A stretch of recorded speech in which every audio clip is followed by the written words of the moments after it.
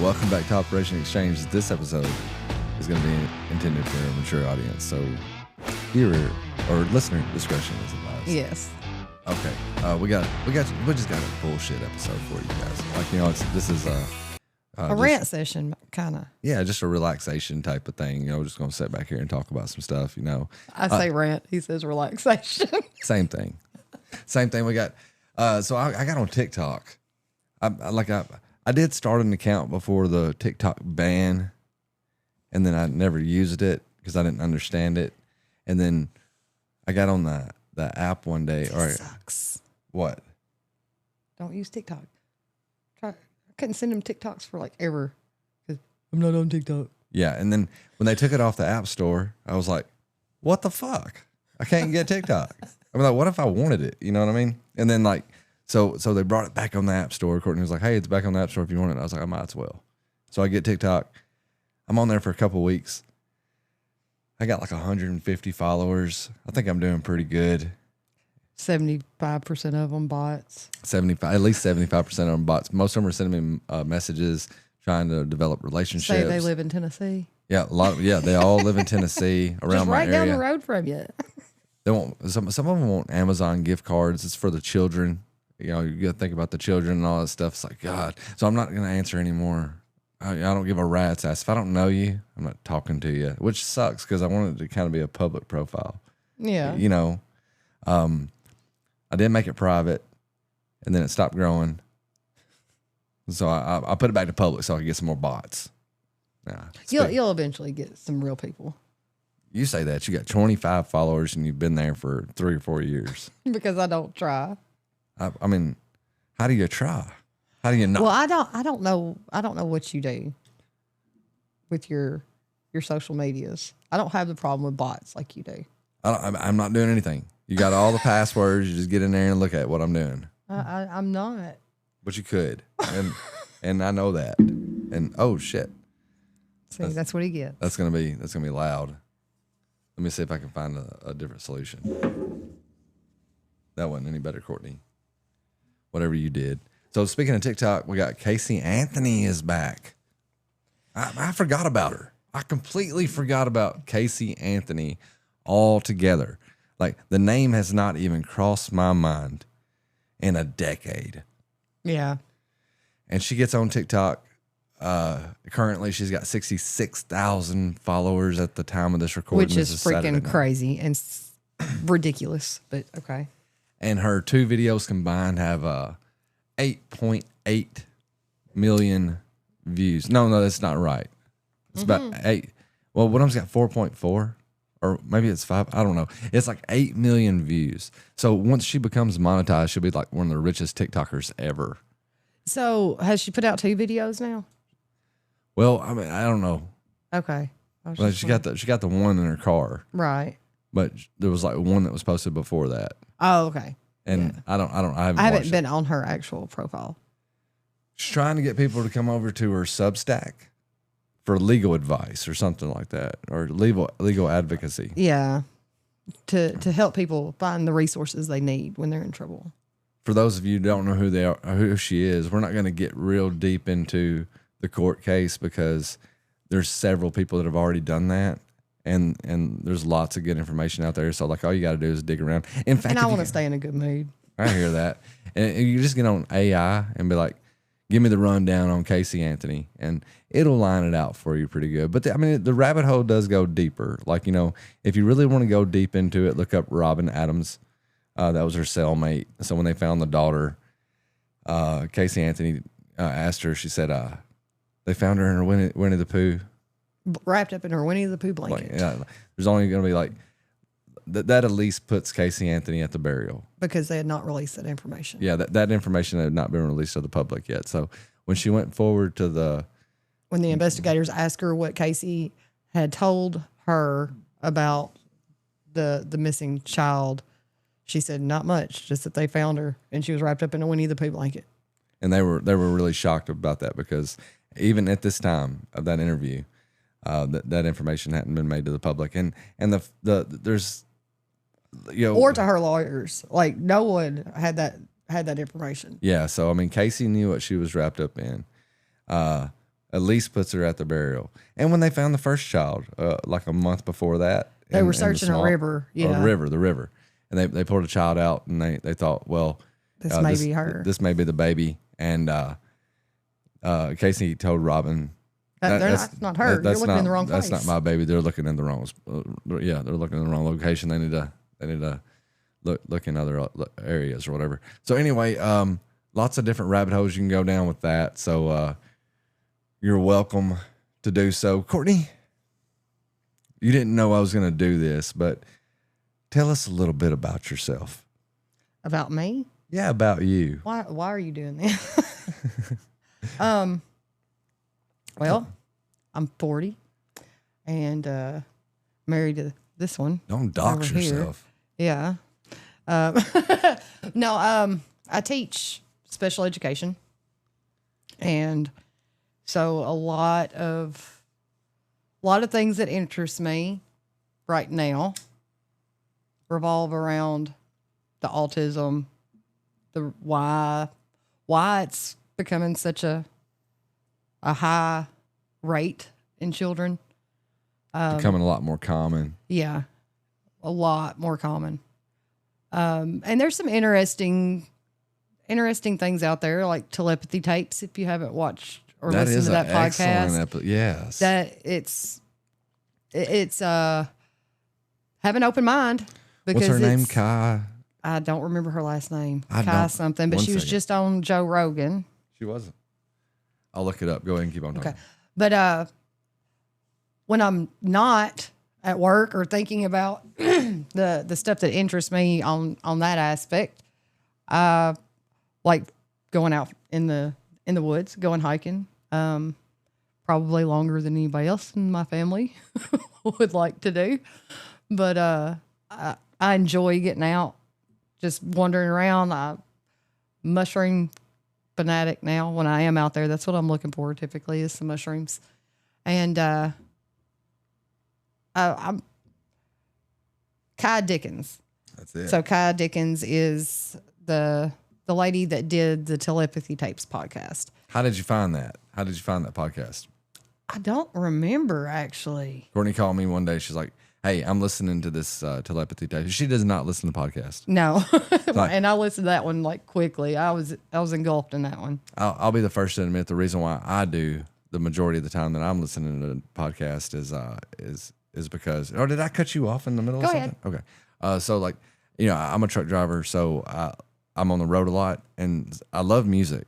I've always loved music, but sometimes I get burnt out on listening to the same music all the time. Sometimes I have found a lot of good bands out here on the road. Courtney sent me with that. She'll send me, like a link to a band, and she'll be like, "I think you'll like this band." Sometimes, oftentimes she's right. But get burnt out on listening to the same old bands all the time, and sometimes it's just like easier to listen to people talk. And it ain't always been like that.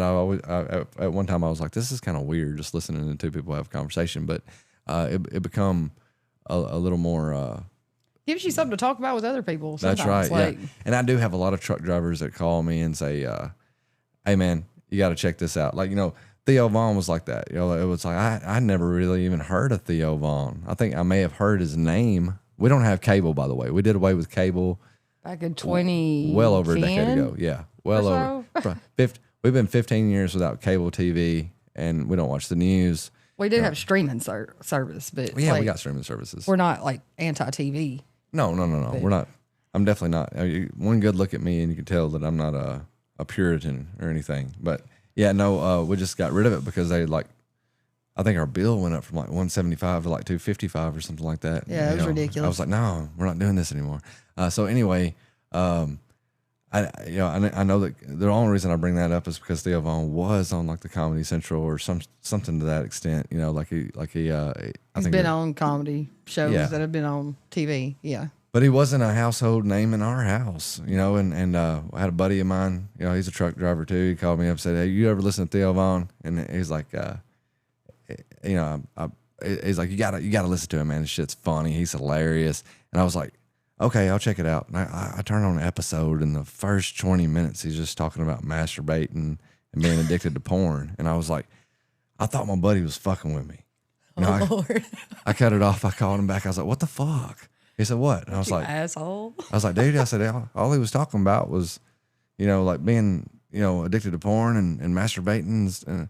And he was like, oh, he said, yeah, man. He said, them solo episodes get kind of weird. He said, you need to find them with a guest. And I was like, okay, all right. So because I just played the first thing that popped up. Right. But and lucky you, it was a solo episode. yeah, it was a solo episode. And he was talking about his solo adventures.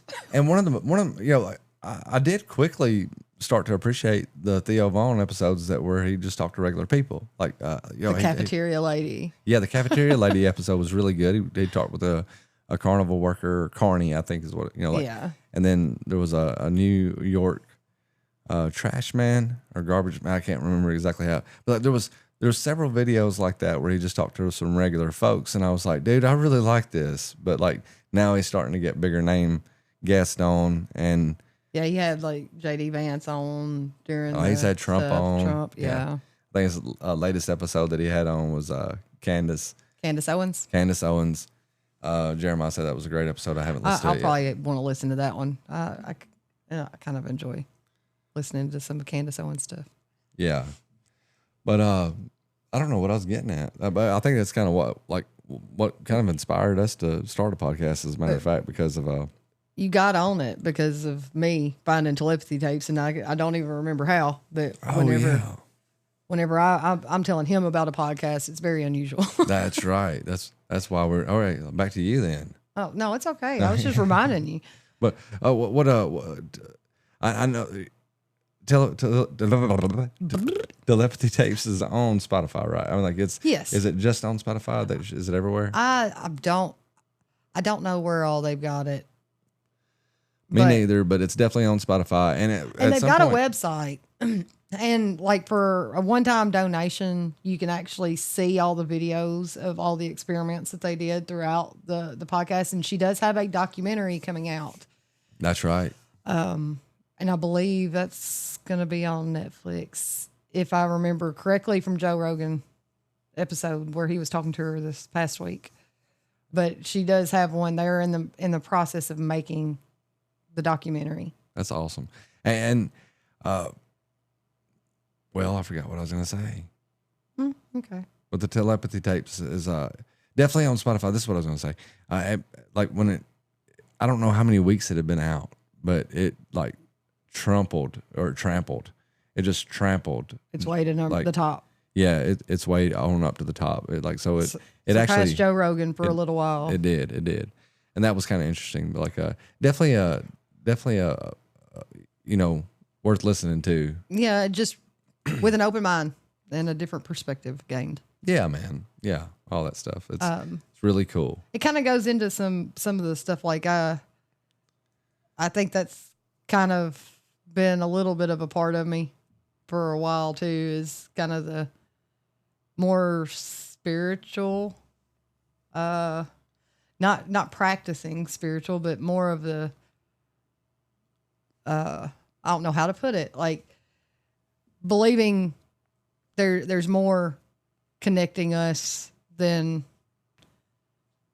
just what we're told. It's not just this. It's a deeper consciousness that some people are aware of. Like, and Joe asked her like if it was, are they tapping into something new? And she was like, I think it's like something old. It's something that's dormant inside of us all because it's like a muscle we don't really use. But yeah, I mean, it's an excellent show. Go check it out. Yeah. So what happened this week? You got anything notable this week that's happened that's Not really. I mean, it's just been my usual. Some days I'm getting screamed at and hit on, and other days she's a preschool special education teacher, and she deals with a lot of behavioral, like in the county that they usually stick the worst behaviors with you, right? For that age group, yeah. For that age group, okay. And it's because Courtney likes a challenge. I'm stubborn. She kind of puts herself out there. I make their headstrong stubbornness head on. Yeah, with the help of a couple of superhuman assistants. Yeah. Yeah, assistants. So what I was gonna get at, like that's kind of why we started this podcast, was because of like some of the Theo Vaughn episodes that he had just regular people on, and I was like, dude, this is those are some episodes. He has like a high profile person on. You know, I'd be lucky to make it 20 or 30% through the podcast before I turn it off. Yeah, because you already know a lot of the stuff that's going to be said. And That's right. like it doesn't really affect you. You don't get the emotional attachment, I think, to the superstar ones. Yeah, and I'm not really celebrity. You know, Driven. like, no, I don't really believe in that, man. I think we're all equal. I've never been one of them to believe that that we should hold any humans on a pedestal or anything. You know, I could sit here and talk about Joe Rogan and Theo Vaughn, you know, and like, and they are great inspirations. I was supposed to say you can gain inspiration from people around you, but you can do that from average Joes too, and that's what usually does not get recognized much. That's that's a really good point. Like, but like, you know, I got a friend named Daniel Rogers, and I hope he don't mind me saying his name on here, but I've invited him on because he has went through this amazing spiritual awakening journey, and I'm following it on Facebook, and he's just he just seems to have found like a next level type of alchemy when it comes to his spiritual and well-being, you know, mental, physical well-being and stuff. He seems like so in tune, and we go back to, I think, the year 2003, and I graduated. Yeah, the year you graduated, and he's always been a light, you know, like he's always had it inside of him, you know, like, and he's always been a really good dude. He's never, you know, we've always been friends. But like he's reached some sort of part of his life where he's getting some clarity. Yeah, he's getting, it's very interesting to watch. And so I've invited him on the show, and hopefully we'll get that, but I'm not going to push it. We understand. It's like kind of something I brought up earlier about the no generation. I actually looked this up on Google. This has got nothing to do with Daniel, by the way, you know, like, cause he didn't say he would or he wouldn't, but, the thing is, you know, like talking to some of our single friends that are in the dating world, like they meet somebody, they exchange numbers, they, you know, like they'll reach out to that person and just get ghosted completely, or get excuses. And like we've actually like invited probably 12 or 13 people on that have said yes. Yeah. You know, and so far we've got or like giving information like, yeah, here, take my number, get with me, and you send a message, you can see they never even open it. Like. Yeah. And listen, man, you know, like I was looking it up, I was like just kind of curious, why is it so hard to say no? But there's something that in social standards now where you don't want to be rude. You want to put somebody else's well-being above yours.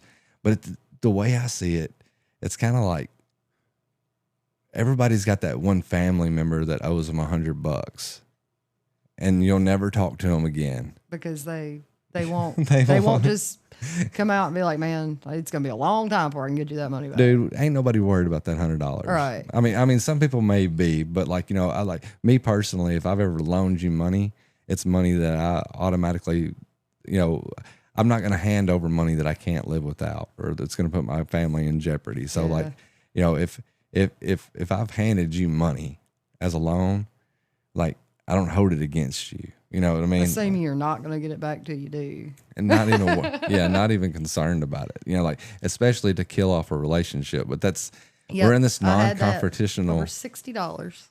Yeah, we're in this confrontational age where nobody wants to say no because they don't want to look like an asshole. Like, I really respect it. I was talking to one of our buddies, Casey, about coming on the podcast. As you know, she's got years and years of waiting tables, and just as a continuation of that, I think we do have some people lined up for that.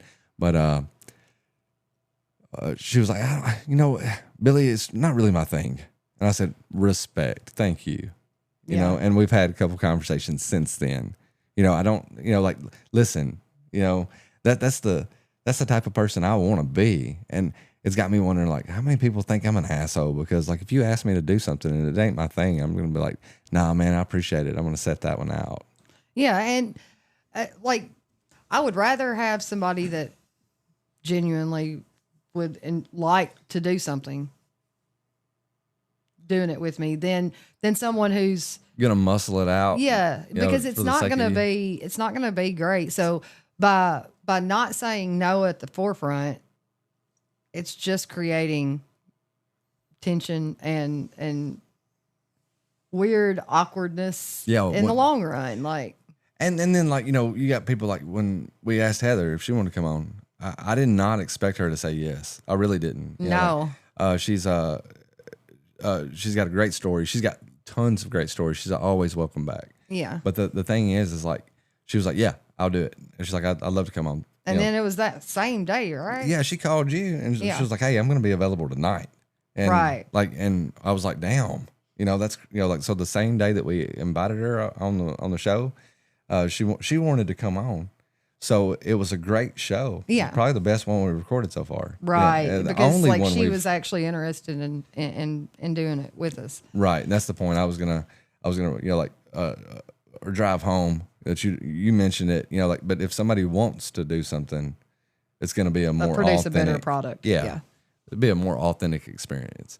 So like, you definitely don't want to force people into that, but like, I would love to encourage people to practice saying no. And this goes all the way down, all the way to the parenting now too, like parenting styles, the soft parenting. Like parents are afraid to say no to their toddlers. Like if you don't say no to your toddlers, Oh man, you seen that video where the old man called the little girl rude, yeah, because she was being rude. and the mom was like, Well, were you in her way?" Yeah, like that right there, it's creating people who don't have any type of boundaries at all. Like they just, it's complete chaos. And you think those little kids would be the first ones to be able to look at you and say no, Right. because you know, like they're used to Being able to everything do what they revolving around And them. a lot of times they do. It will be the little ones going, no, I don't want to. No. But they grow up to be very sensitive and not. Well, we don't know yet, per se. I would just I have to assume this gentle parenting thing has been going on for long enough to where we're at least seeing people in their early 20s. Possibly.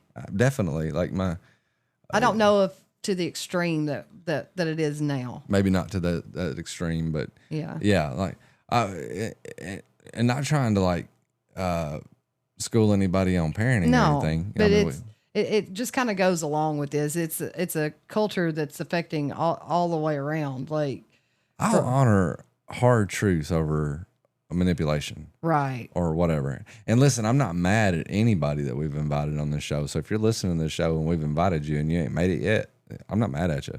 But like, I do appreciate a good, strong, hard no. You know, like, or you know, like, you know, however you want to put it, you're not gonna offend me. I can't. I guess maybe that's where I might be unique to. Not saying I'm special, but I'm unique to the social standard right now. It's like I don't get offended easily. Right. Yeah, like, and it's an offend and cancel culture we're in right now. Like everybody's afraid to open their mouth over anything. Like simple shit. People don't want to have an opinion at all because it may offend somebody. Right. And so something as simple as going, no, I don't really like that stuff. Well, I may offend them because they obviously do. Like it's become a social epidemic. Yeah. Like cannot communicate with one another anymore in simple, basic things. That's a very good point. Now off that point, you know, I've invited Bob DeMarco on the show, and he said he would love to. He also has a podcast. It's called The Knife Junkie for anybody out there that might be into knives. I've actually been a guest on his show and very much appreciated the opportunity.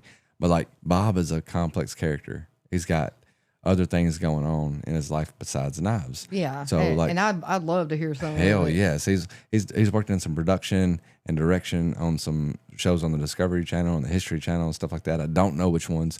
Love to find out when we get them on here. Yeah, I have to find out. Like, so I would love to have him on and hear all these stories. And he agreed to that. And the only reason he said anytime, Right. but I would like to get the show established a little bit. Like right now, we're lucky to get, 15, 20 views per episode. Speaking of which, if you're still listening at this point, share the show with somebody you think might like it. While you're at it, if you don't mind, give us a rating. Like it take 5 seconds. It's free. It doesn't cost anything.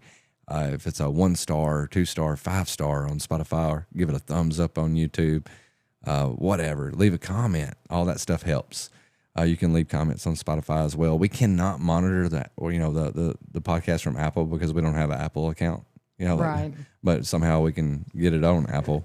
But Through the RSS feed. Yeah, through the RSS stuff. But yeah, man, if that's where you guys will come in helping. Like, so if you if you like listening to this show, please help us grow. But we're not in a hurry for that. This isn't our first time around the block when it comes to this type of stuff. We've got a YouTube channel about knives. And like I do like to make knives myself every once in a while. Right now I'm on a hiatus. I'm kind of burned out on knives, and if I'm burned out on knives, I don't want to be out there making them. Kind of like what coming back to what you were saying earlier. It's like if you feel like you got to do something, you're probably not. It's not going to be the best product. Yeah. And since this isn't something that pays my bills, I want to go out there when I'm on fire. Yeah. When I've got something in my mind, I'm like, dude, I want to go make this knife right now. When you're feeling creative, and that's when I'll make it. Yeah. So I've made a handful of knives myself, but I've sold very few. Like it's not really about that. Just like I don't want to like have all the stuff that I make here at the house just sitting around. Yeah, sitting around and collecting dust. But yeah, and Shane Gables said he would do an episode with us as well, and I think he's wanting video. So right now we can talk to him about that too. But like the video thing, we are working on it. And we think we may have it about cornered without having to buy anything additional. But the thing is like on the turkey tail episode that we recorded that you can actually go watch, the audio was sacrificed. Like the audio quality wasn't as good, and we don't know why. But every time we add video to the concept, it messes up the audio. Yeah. But I think after practicing around with some things today, I think even that episode, I went back and like completely redid, downloaded some new software onto the computer, was able to pull stuff over and edit, and I think it sounded much better. Did you upload the new one on the YouTube? No, I didn't, because we might already well. had. Well, yeah, I could put it on YouTube. We could put it on YouTube and take the old one off, just to because I think it's got 8 views or something like that. So like, we're not sacrificing much right now, right? But yeah, that but then again, I guess it'll tell what few people over there. Well, like it'll send them a notification that we popped up a new video. But I guess if we pop it up at the same time as Lion's main video, they'll just go to the Lion's main video if they want to watch that. Okay, like we'll figure something out on that. But yeah, like that's what this stuff is trial and error. So I like our most expensive computer in the house, which is an Asus content creator something other notebook. Yeah. Well, it might not have been any more expensive than the Acer gaming computer. I don't know, but I think it was actually a little cheaper than the gaming computer, but it's supposed to be made for content creators. Yeah, and it gives us the most amount of problems. Like it'll every time we unplug a cable and plug it back up later to use it again, something is different. Some setting has changed. It's constant battling of the Windows settings on that computer with the Rodecaster or with the Riverside or the StreamYard. Whatever we try to use, it's a complication. It can't detect a mic, or it can't detect this. So I've started using the older computer. Well, the older, and it's got the same version of Windows on it, right? Both of them got like Windows 11 or whatever. Windows 11 on both of them. And that's interesting to me, is like they should have the same stuff. But like, yeah, this Asus over here, it will like completely change all those settings, or it just cut its USB thing off. It just quit working. I started looking at videos on how to replace a USB port, and like I was about ready to break out the soldering iron and get that done. I went and like turned off and turned back on the drivers, and it fixed it. Like, boom, done. Like, And that was because of some update. yeah. And it's very strange. You know, like the older I get, you know how we used to make fun of old people because they couldn't keep up with technology. It's That's like how you feel. that is how I feel. But at the same time, it's like I also feel like I know something because it's like this used to be way more simple. Yeah. What used to take 1 or 2 clicks now takes 15 to get anything done. Yeah, I mean, like, I even brought it up earlier. Like, there's been Led Zeppelin albums where Jimmy Page has recorded 8 or 9 guitar tracks on top of each other, and he wasn't the greatest guitar player in the world. And we'll fight about it if you want, but I mean, I love Led Zeppelin, but he's just not the greatest guitar player in the world. And the thing is like he was able to play that same riff 8 times to get a thicker sound on analog ribbon, and then they were able to take those and splice them together. And, that's how editing. Create the albums and that's analog editing. And we're having problems with true digital. cut, copy, and paste. That's right. And we're having problems with digital. So imagine that.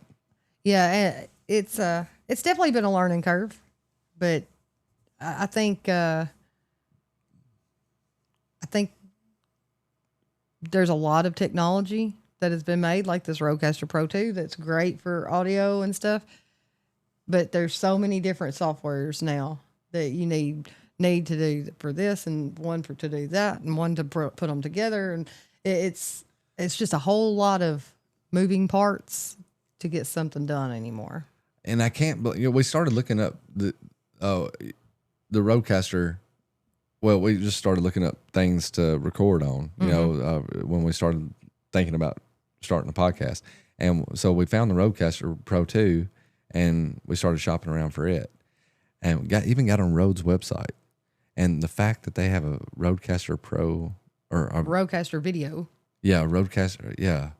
A Rodecaster Video Pro or whatever, like, didn't even occur to us. We didn't notice it. Never popped up in any of the searches on Amazon. We got this son of a bitch in the mail, and I started getting advertisements for it, and I was like, they just dropped a fucking Videocaster. And she's like, what is that? It was like, I was like, yeah, it's the same thing as the Rodecaster Pro 2, but it does video. It'll keep it all synced. Yeah, and you can like switch on and off different cameras for different angles and. But yeah, and no, it's not new. Like I went back and started watching videos on it, and it was it come out like September of last year or some shit, like September of 2024. So it's like in our shopping, we looked at stuff not just from Rode, but like Zoom and all kinds of different brands, for about a week or two. Yeah, and the Videocaster never even popped up as a suggested sale until after, like, this thing, we got it after we got it in the mail. And I'm not disappointed in our decision, but this is the device that we're going to be using that's going to optimize audio. Right. And that, yeah. But to me, again, what is a podcast? But everything's going video. That's people are wanting the vlogs. I understand that, but that's not a podcast anymore. No, it's a vlog. Yeah, it's a vlog, or it's just a video. Like, I mean, and there's nothing wrong with that. We've got tons of experience with that.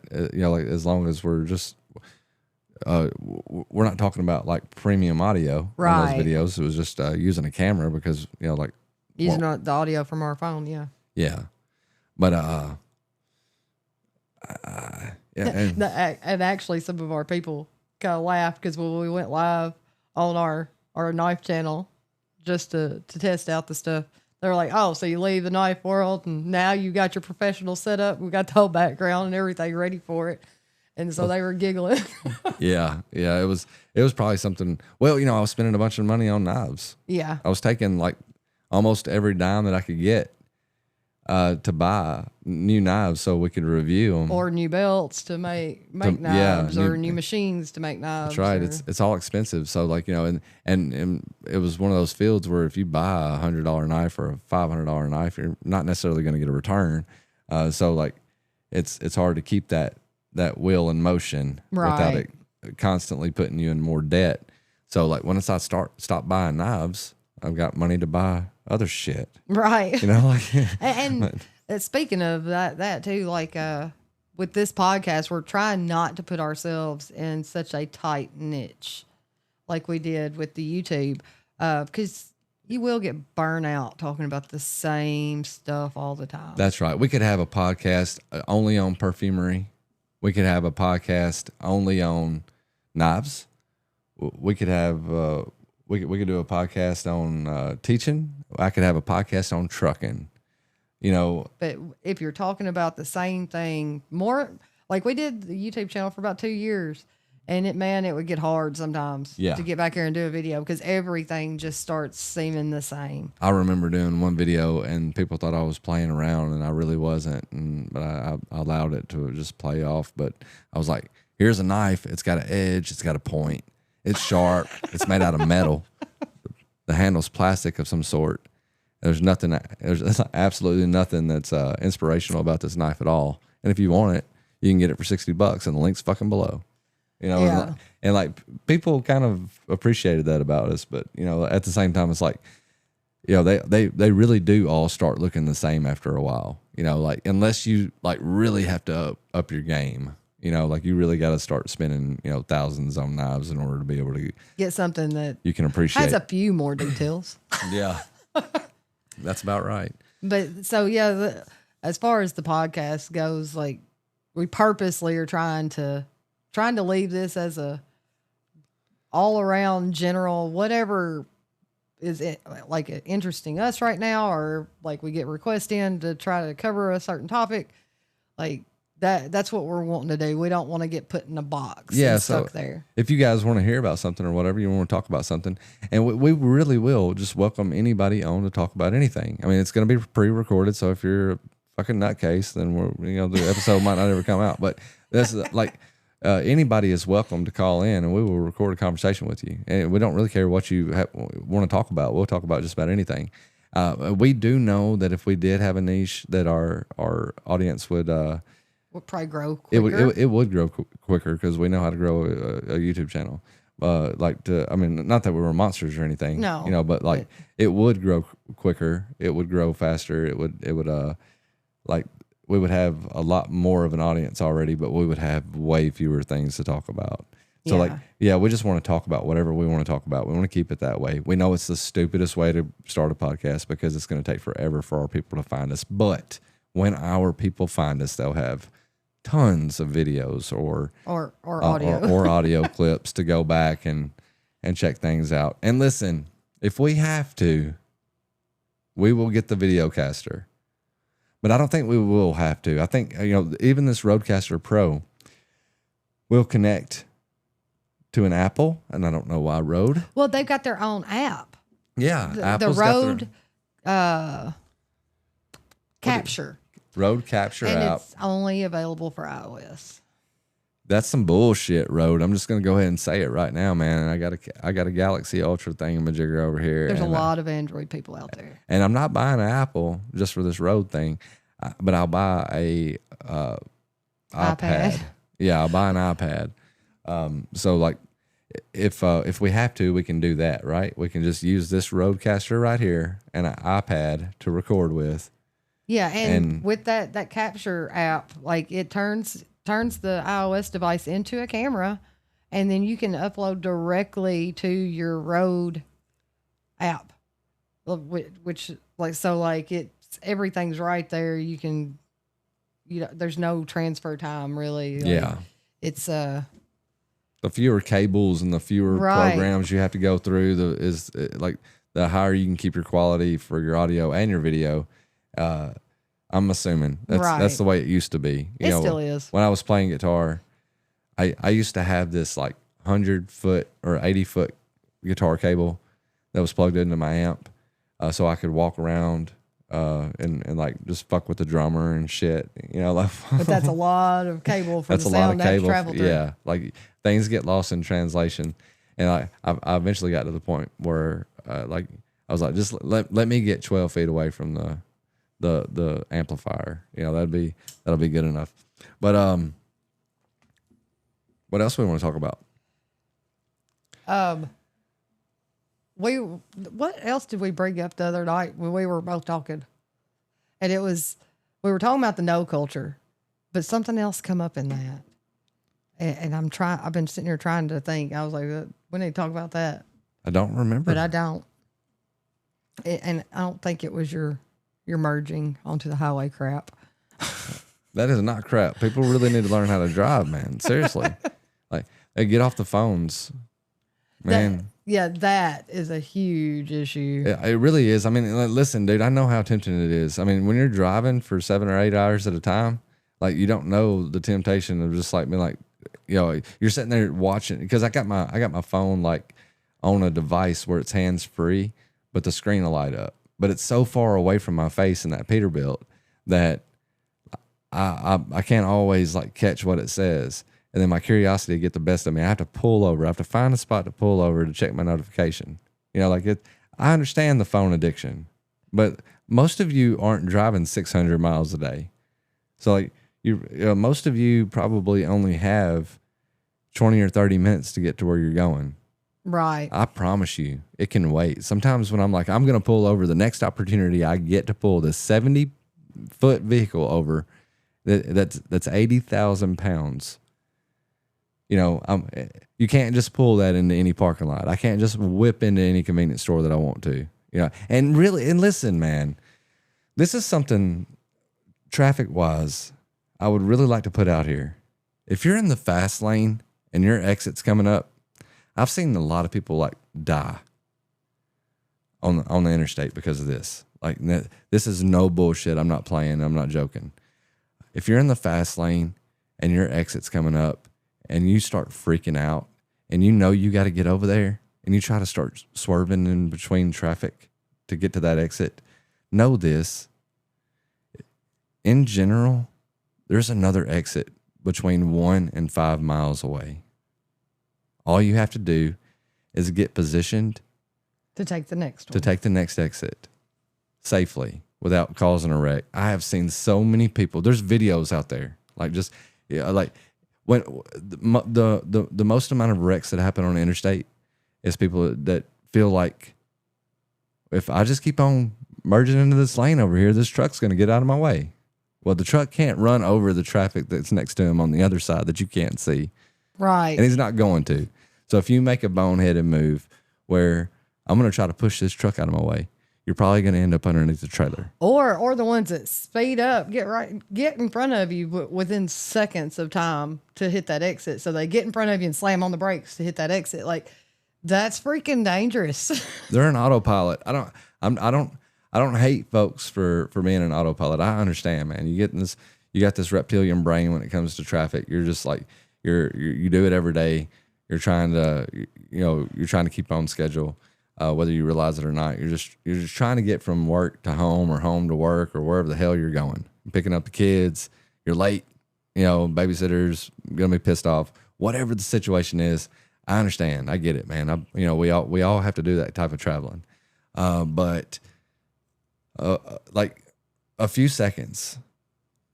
Oh man, I'll have people on 51, on US 51. It travels all the way from Laplace, Louisiana, I believe all the way to Chicago. Now, they made an interstate that runs adjacent to that called 55. So it goes all the way to Chicago, all the way to Laplace. Or actually, it goes all the way to I-10 down south. Right. So anyway, like back in the day, if you want to get to Chicago, it was US 51. Specifically speaking, US 51 stretch between Dyersburg, Tennessee and Memphis, Tennessee. There will be people that pass me like I'm sitting still in a 55 mile per hour zone. I'll get to I'll be approaching a red light and they'll be sitting there. I don't even have to stop my truck. I can just like let off the fuel. Don't even have to push the brakes. I can just time it right where I'm passing them again. Oh, oops, and I would imagine it's it'll piss you off. Right. But like that didn't get you anywhere.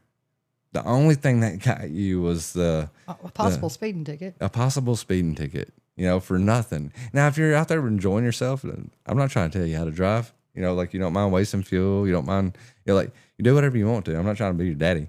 But what I'm saying is like, if you think that it's gaining you something, it's generally not. You wouldn't believe how many cars, I'll keep up with the traffic around me. And like, let's say there's something unique, like a yellow Sunfire or something like that you ain't, you hadn't seen for years. And typically I get to Memphis around the same time as that yellow Sunfire. They can go a lot faster than me. And generally on the takeoff they do. But they don't know how to manage traffic. Right. So some people do. Some people know how to manage traffic, but like, knowing how to manage traffic save you a lot of time and a lot of heartache. And man, if you're going to get on the interstate, go somewhere close to the speed limit. That's not a bad point. As a matter of fact, man, like just bringing that I-55 and 51 thing back up, we moved that over to 65, and that's going to be a road that's going to take you from Mobile, Alabama to, I don't know how far north 65 goes, as a matter, like, to be honest. I know it goes through Nashville, but I'm not sure. It goes on into Kentucky. It definitely goes into Kentucky. It may go into Indiana or something. I don't know. I don't think I've ever taken 65 any further north than Kentucky. So, but like 65 and 45 kind of run adjacent. 45 will get you from Jackson, Tennessee to Mobile, Alabama, right? Mm-hmm. Like, so those two roads right there, they run kind of adjacent as well. On 65, going through Birmingham, at almost any given time, you're going to have traffic that jumps onto the interstate for just a few miles, and they'll be riding south for 3 or 4 exits, and they're doing so at 40, 45 miles an hour. Yeah. While everybody else is going 70. And then everybody's having a bottleneck to go around them. There's a road. It's called 31, and you can jump on 31 and from go just about any point in Birmingham and travel north and south at 45 miles an hour. Yeah, and like and you'll be in your own traffic, and right. it's not a bad road. If you're afraid to go interstate speeds, take a route that's not interstate speed. Another secret is sometimes truckers will get on 31 and take that from like Coalburg to Pelham if it's in rush hour, just to completely avoid all the cars on 65 that don't want to go. And 31 gets busy too. Right. 31 gets busy, but you can jump back onto 65 at Pelham, or you can keep on going on 31. It's a truck route like that. It's not a big deal. 65 should be moving faster, but typically isn't because there's too many goddamn people in that city. But seriously, like if you're trying to be cautious because you don't like going those speeds, like it's more dangerous and more likely to cause accidents. People trying to dart around you and get past you and weaving in and out of traffic to try to go the speed limit than if you were just going the speed limit. And I really think between the phones and people not paying attention to what speed they're going, and people having a phobia of driving, like it, I don't know when that started either, but like young people just don't want to learn to drive anymore. It's not uncommon for 21, 22, 23-year-olds. We have an 18-year-old that doesn't have her license yet. Yeah. Not because we've held her back. She actually owns a car. Yeah, we've given her a car. She doesn't have an interest in learning to drive, and that's a common thing now with the younger generation. I don't know what switched there because, man, some sort of evolution. I couldn't wait. Let me out of this house. But then again, I mean, that's something else we could cover is like how social people were back then. And it may have been because of a lack of internet. We didn't know. I mean, like, you think about those milk carton kids that always come up missing. Like we encourage our kids. We just ask them, like, do you want to go? You got plans to go to the prom? You got a date for the prom? With the son that's a little younger. Like, do you have a date for this upcoming dance or whatever? Yeah, I ain't going to no dance. I ain't doing no dance. And that's cool. I understand that, actually. The only dance I ever went to in school was prom. And that's because I felt like I was a forced hand. I didn't really give a shit about all that stuff either.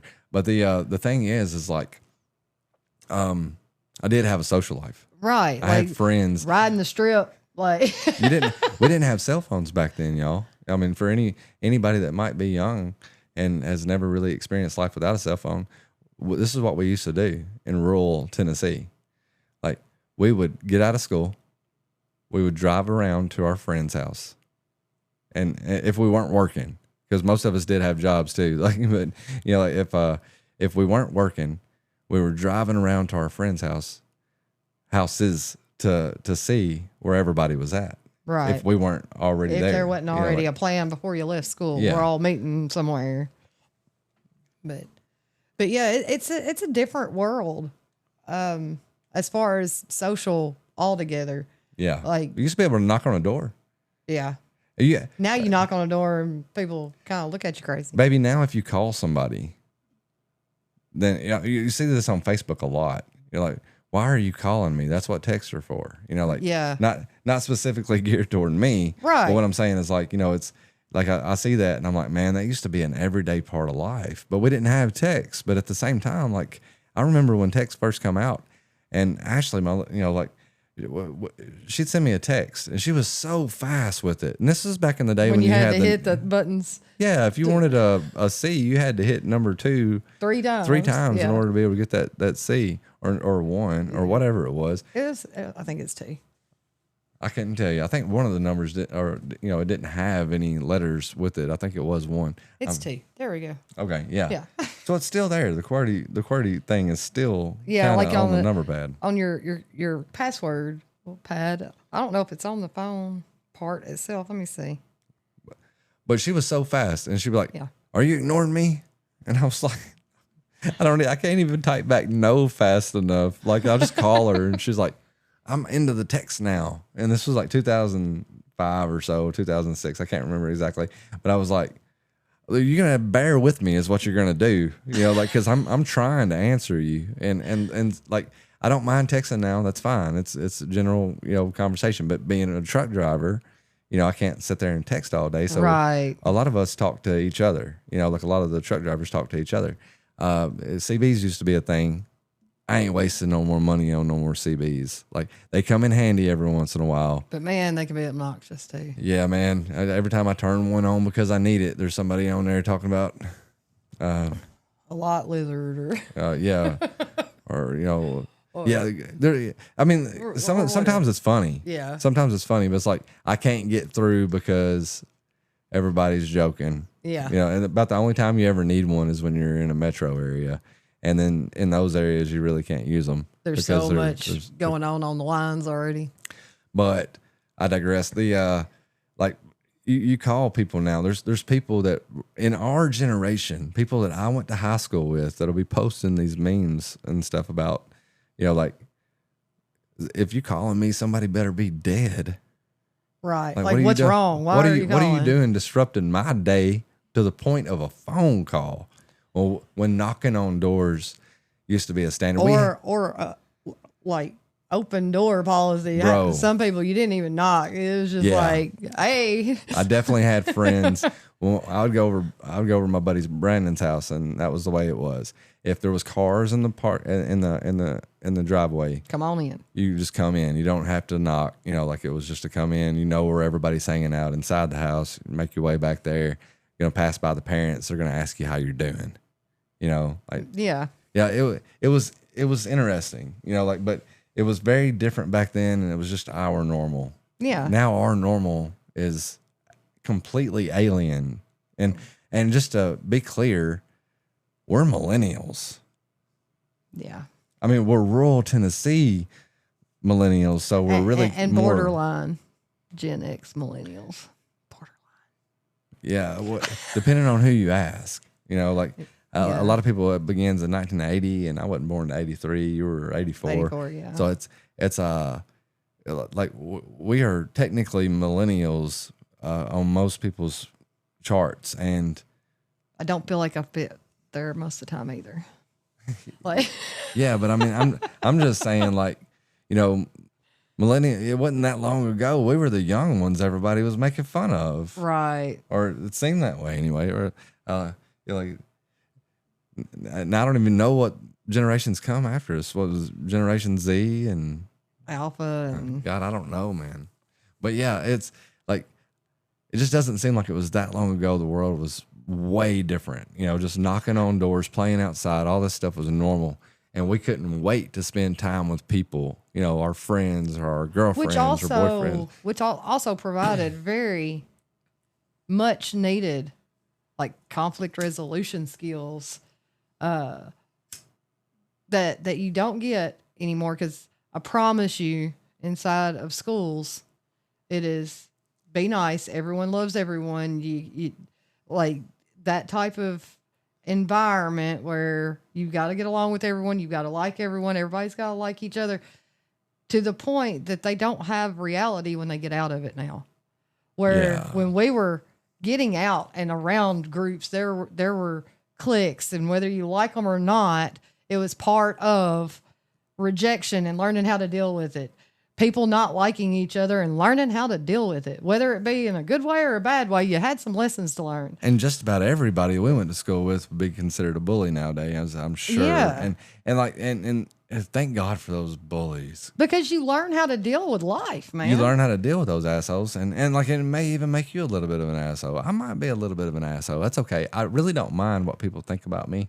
All I know is I'm going to be good to you as long as you're good to me, unless you give me like until you give me a reason to treat you like a scumbag, I'm going to treat you good. Right. But and that's the way, like when these kids get out of school now and they go into a workforce, or they go off to college somewhere on their own where there's not someone there being mediator constantly, I really feel like that's why or one of the reasons why suicide rates are higher in young adults is because it is a culture shock. And that's a word that triggers a lot of people now too. You start saying like the unaliving and this and that, and it still means the same thing. Don't matter how you change the wording, it means the same regardless. Yeah, it's definitely different times, man. You know, but I do agree with like Rogan when he says like anytime, you know, like that you're always living in the best times. You know, like it's easy to say like it would be if you could go back in history and spend any time, or you could just pick a time and spend it there. You know, like a lot of badasses might say, I'd like to go live in Sparta. Would you? I mean, like you know, like, and I'm talking about ancient Sparta, right, with like King Leonidas. You know what those boys had to go through? Do you really think you could? You know, like, do you really think you'd have what it took? Because if you didn't, you're gonna get fed to the wolves. Or the like nomadic people, like not knowing when your next meal was gonna be, and you better not miss the chance when it comes around, because you ain't eating again for a while. You and I have even had conversations about the 50s. You know, but like, it was so much better in the 50s. Like things were just so much better in the 50s. You know, according to what we see on TV. You know, I mean, like it seemed like everybody was living the American dream in the 50s. But like, really? Like, because there was always a negative to those times too. You know, like you didn't have social justice. Right. You know, it was if you and I had an argument and I didn't like your attitude, I could take you to the doctor and get you a lobotomy. You know what I mean? Like, I mean, it's you would have no grounds for divorce. I could treat you any kind of way I wanted to. I could screw around on you. A lot of the guys did have or a lot of the families back then had one car, and the dad took it to work. The mom didn't have to work, but she was stuck there. She wasn't doing nothing else. Yeah, she wasn't chasing him down. You know, like finding out if he was screwing the secretary after work. Right. You're like, I'm sure it wasn't all peaches. You know what I mean? Yeah. Like it's. So no time will be. No. But. And I am a fan of technology, you know, because without technology, we couldn't be doing what we're doing right now. I don't even know what we're. No, this has been a very ADD type of episode, it has been, but I think we were getting to a point where we're just talking about how things are different. I brought up kids not wanting to drive. Oh no, I'm not complaining about it being right. ADD. No, it's just I think a big point of this though is how much social media has changed society. Social in media, general. yeah, it has. It definitely has. I mean, it's even changed me, man. Like, like my views on what's acceptable between political behaviors. Like I remember, like, I've had when I was in grade school, I got to meet a Bush, a Reagan, and a Clinton. I remember when Clinton come to downtown Dyersburg. Yeah, it didn't matter who was visiting the school. Our parents were like, you treat them with respect. That's the president of the United States. Like, it didn't matter how they were raised in their household to believe. Right. That was the president, and I better not hear that you treated them with disrespect. And then when Clinton came, like lots of Republicans came to welcome him into the town. Right. It wasn't a and I say that like it wouldn't. I don't remember exactly how it would have been when Reagan and like Reagan wasn't a president when we got to meet him. I also got to meet like Peyton Manning and stuff like that. Dyersburg had a lot of people that would come visit, and they would talk to the kids because I don't really know why. I'm just it's just part of it. It seemed to be on the tour. We didn't have all that in the county schools. I don't think. But I do remember when like being in downtown Dyersburg whenever Clinton was there. Right. But it was interesting, man. We always politically though, like the social media thing, it changed me too. I have been in my life where I've voted nothing but Democrat, and then at some point I came along. Yeah, well, I mean, you came along and we had a kidding. child and started a family, and things I started viewing things differently. And so you didn't turn me into. No, I know I was picking. But like this last election, I set it out. Yeah. I was like, man, I'm through with the shit show. And I'm not saying I'm a fan of what Trump is doing right now. With Elon Musk, and they're going through the government. It needed to happen, maybe not as abruptly as it's happening or so rapidly, but I don't know, man. I don't either. But like, what's crazy to me is how like when I can sit in the center, I can remember, like Obama saying that it needed to happen, like line by line. We need to go line by line and audit everything, and like this only hope for the country, and this and that, and it had Democratic approval, 100%. Just it didn't happen. It didn't happen for whatever reason. Don't know why.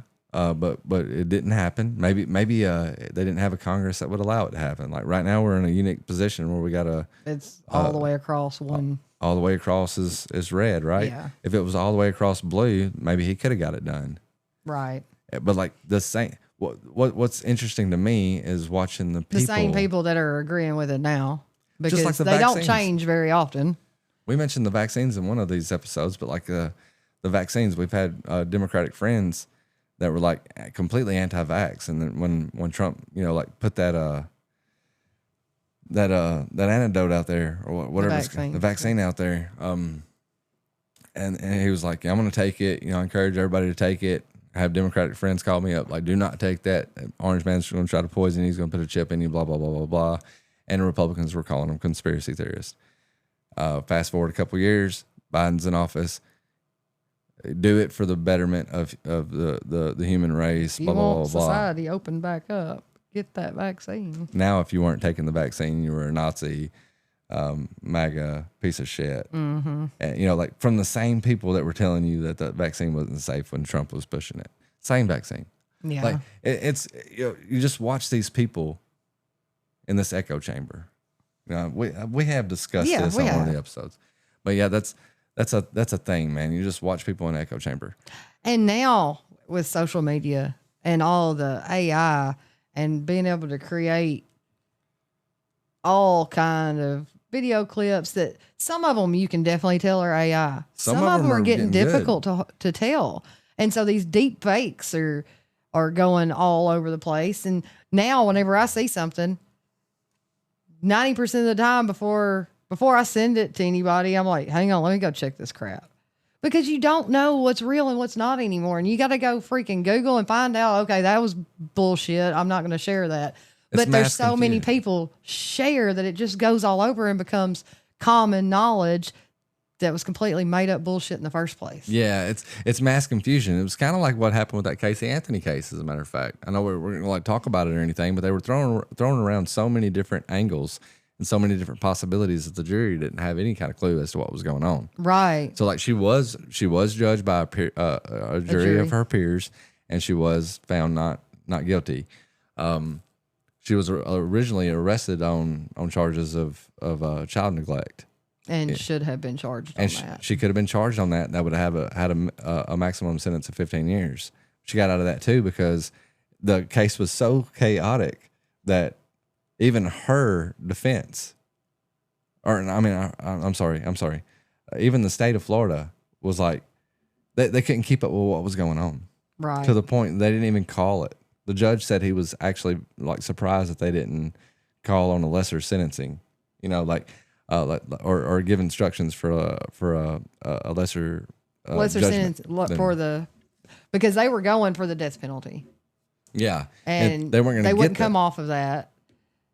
And it wound up making it to where she didn't even get child neglect charges. Yeah. And her ass should have been sitting in a prison. Yeah. I very much feel the same way, but there's so many people out there.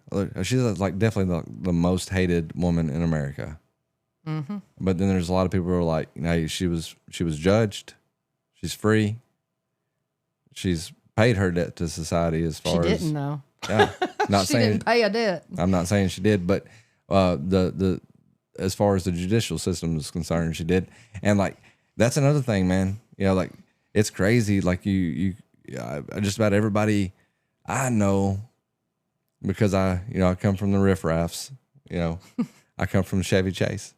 From Chevy Chase, yeah. But just about everybody I know somebody that's doing charges on drugs that are way more strict than a child rape charge or something like that. It's like, well, what the, we got a lot of our shit that's backwards and in the judicial system. Like the Robin Adams that was in prison or in the jail with Casey Anthony. She was in there because her husband of 1 month was some seeds. Well, it was he had been an undercover officer that had gone rogue. And this is all prior to her knowing him. She didn't know any of this shit. They do a sting operation on him. He gets busted. She's been married to the man for 1 month. He gets off all the charges, right? Yeah. And she is the one that has to go to prison for 10 freaking years over a husband she just freaking met and married. And I believe it was what they called it was a trumped up charges over marijuana seeds. 10 years. And then you've got Casey Anthony that's in the same jail with her that gets off of everything with a child freaking dying that clearly she knew where the child was buried. Like she had something to freaking do with it. But they wouldn't even use her, Robin Adams, as a witness testimony because she was a prisoner. Even though they threatened to give her more time if she didn't give them her testimony. Yeah. They never used it in court. Crazy stuff, man. Crazy stuff. So she had to finish her full 10-year sentence for some freaking marijuana seeds, and Casey Anthony just gets to go scot-free, do what she wants. That whole case was screwed up though. Like if you do dive down that rabbit hole, there's a lot of interesting things you can find out about her family in general. And accusations that just no proof of, but yeah. Well, there's not always proof. No, I know there's not. Like, and one case that comes to mind is that case that I can't remember where it was. I want to say it was Hillsborough. Yeah. But if it wasn't Governor Lee helped cover up. Yeah, it was that Solomon dude ran over his own son when his son said he was going to go forward to the media because they'd already went to the school. And I mean, these were like high school kids about to go to college. And like, The dad had been molesting the daughter for years. Yeah, if not raping. They had locks on those children's doors from the outside, so they could lock them inside the room. And, and they got off. As far as I know, never got it charged for anything. Like, and documentaries been made and this and that. To tell the story. Grace and Grant Solomon. Like it's like, so we don't, and we have a governor here in Tennessee, Bill Lee. And I voted for him several times, and I'm assuming from the documentary, we can only make assumptions. Solomon was a financial advisor to a whole lot of really rich people, including they all kind of went Governor to church. Lee and all. They all went to church, and it was a private school funded by, or it was a church private school. Some people they were going to. Some people sitting at tables that Jesus sent them to flip over. Yeah. But anyway, where do we go from there, Courtney? Is that it? I don't know. That's anything else happening? Did anything else happen in the news this week that I missed? I couldn't tell you, man. Well, I find out from TikTok my news, but yeah, I'm a TikTokaholic now. If they do away with it and it's not available, it'll be on your phones. I hope they have the TikTok anonymous groups. No, it's I don't know of anything else major. I do know they're going after the Department of Education right now. I don't know how that's going to look for us 2 months down the road. What about like you did? I don't want to bring up any names. I don't want to get anybody in trouble. I've got an aunt that works for the VA she's doctor of pharmacy and does research and stuff. Doxing the hell out of her. But like she had messaged me asking if the Department of Education cuts and stuff had affected me, and it hadn't yet. But at her location of the VA, they had already lost 18 employees, I think she said. That only one of them took the little deferred resignation. One of them just flat out quit, and then some of them have lost their positions because they were probationary employees. But she was saying that it looked like about 80,000 more VA employees were going up on the cutting block possibly here very soon. It's something I wouldn't mind keeping an eye on in a public spectrum because, like, if you hear Elon Musk talk, he's like, I'm just finding the waste and I'm passing it on. I can't cut anything out of anything. I pass on the information, and the government does what their government's going to do with it. I'm just here to look at the numbers and say what's wrong. But supposedly, like, nobody was supposed to lose a job if they could provide a list of what they did for work. I'm not talking about the VA necessarily, but that's the way it's like. If you listen to Elon talk, he's like, it's not my goal to make anybody lose their job. That's not the goal here at all. The goal here is, like the government lost, billions of dollars in between the couch cushions last year, like hundreds of billions of dollars in between the couch cushions. And we got this can't continue to happen. And you got one side of the political spectrum demanding that the rich pay more taxes than their fair share. Well, you could have Elon Musk turn over his entire net worth, and it wouldn't make a difference if they're losing that much money and they don't know what they're doing with it. Yeah. Like, so it's more taxes may need to be paid by some people. I'm not going to argue that, but like what I will say is, let's take the tax money that we all have paid in so far and get it spent on something decent. That should have been spent on. Like USAID, that stuff sounded like a good thing. Like it sounded like people were, like eating. We hear a lot of people on social media say, like, they're starving kids. They're cutting the USA. It ain't got nothing to do with aid. No. the is the Affairs of International Development. So, and this was created as a NGO, a non-government organization. So it's a non-profit, non-government organization. And essentially, like if things were too dirty for the government to do, like it was put underneath USAID. Or let me say it like this: if things were illegal for the government to do, they could just pass it on to the USAID, and the USAID could do it because they were non-government. So it was like the money would say it would be going over here for this, and it's really for some agenda project going on somewhere that did not need to be tied to the U.S. Yeah.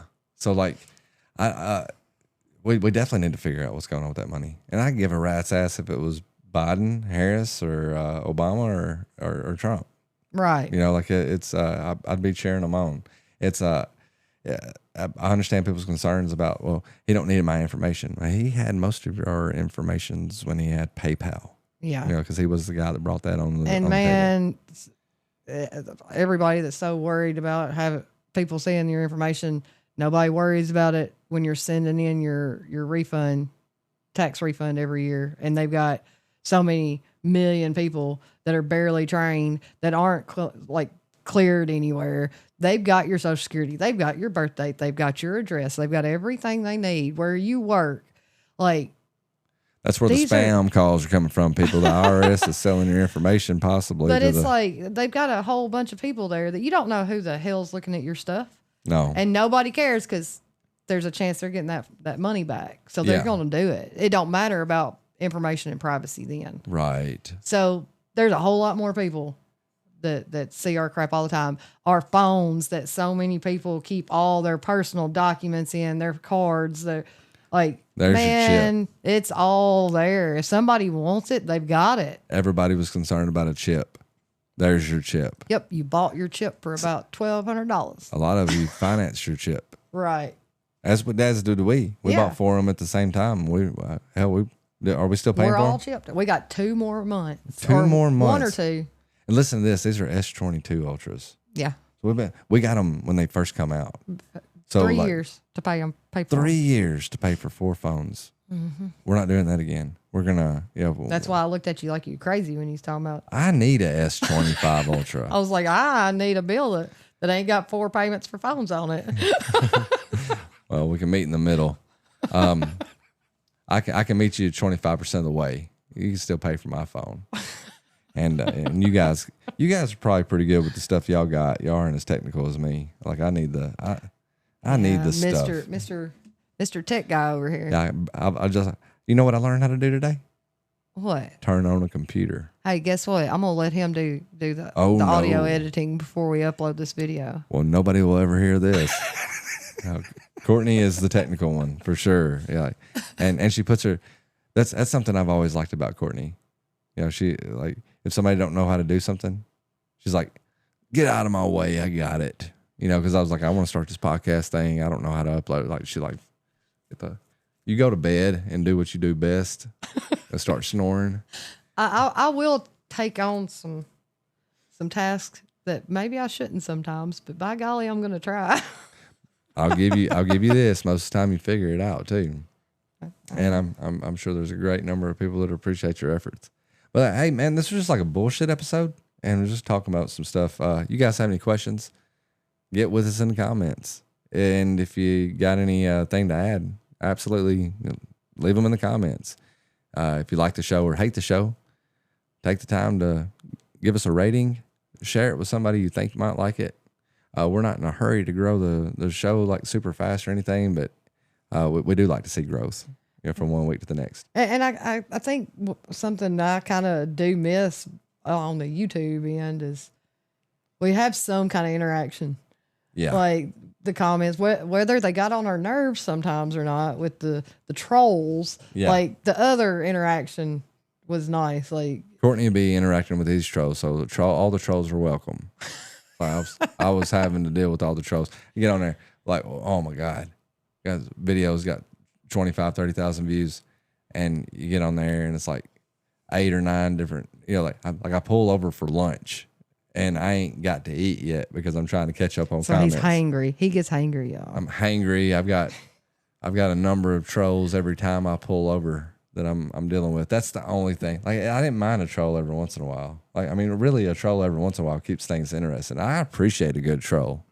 You know, I can be a good troll, but you know, with growing numbers, you get more trolls. That's for sure. We could do a whole episode on trolls. A collective of trolls A collection, we find yeah. across the social medias. There, you know, my sister used to collect trolls.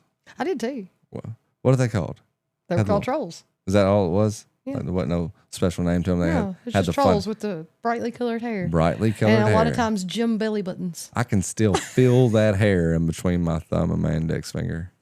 Just rubbing it together. Yeah. It felt like Twisting it around. It almost felt like cotton candy.